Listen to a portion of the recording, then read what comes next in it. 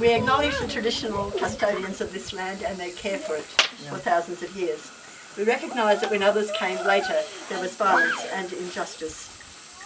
We gather on the land we now share, aware of past injustices and with respect for the land and its ancient people. Open to the spirit who was ever present here, we resolve to appreciate its beauty, protect its resources, and honour the connection the traditional custodians have with the land. I'm Heather, a director of the charity Beulah. Beulah is a Hebrew word meaning the Creator is in love with the land, or something like that. Beulah has bought various pieces of troubled and degraded land with the intention of blessing them.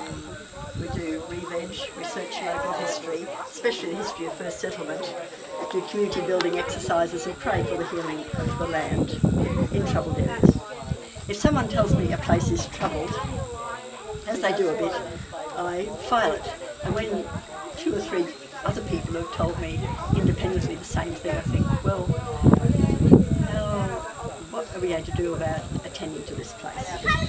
Cooran was a substantial town in the time of the Gympie Gold Rush. People came by train from Gympie and then took the Cobham coach from Cooran to Brisbane. It was a frontier town with all the characteristics that frontier towns have. The Joneses, who are partners in healing the land, lived in Cooran for a while and reported as being quite a troubled place where there was high rates of youth suicide, family breakdown and the like. And they said that place needs a bit of attention. Last year we met a traditional owner who told us she was a descendant of the survivors of the Touchakoi massacre, which we hadn't heard about before. And Touchakoi is just the other side of the highway from here, quite near, and we often try to attend to those.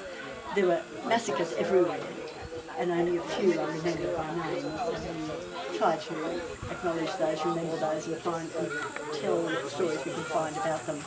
Also last year, Beulah bought a piece of land at Cooran, which is just that away, and because we are now custodians of some local land, it's our responsibility to attend to the local history and to remember particularly injustices and things that have gone wrong, and to be responsible custodians. So that's how we come to be praying for the healing of the land in Cooran. This is our 3rd gathering, and we will continue to do this on the way.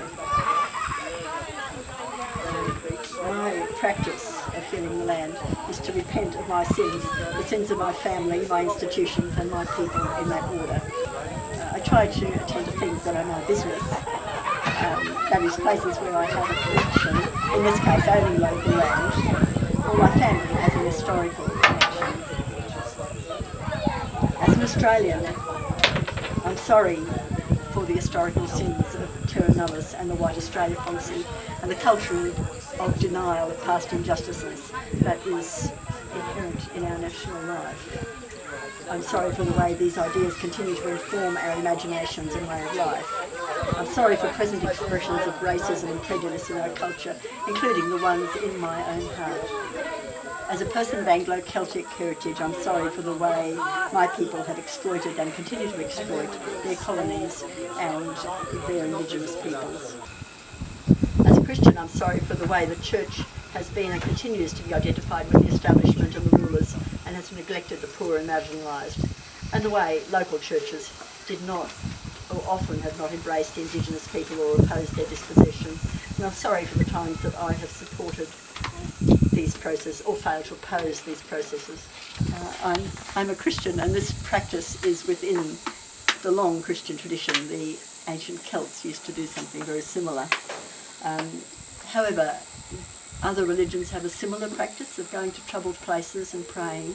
We gladly collaborate with anybody else who has got the same intention for healing the land, whether they're Christian or some other religion or no religion at all.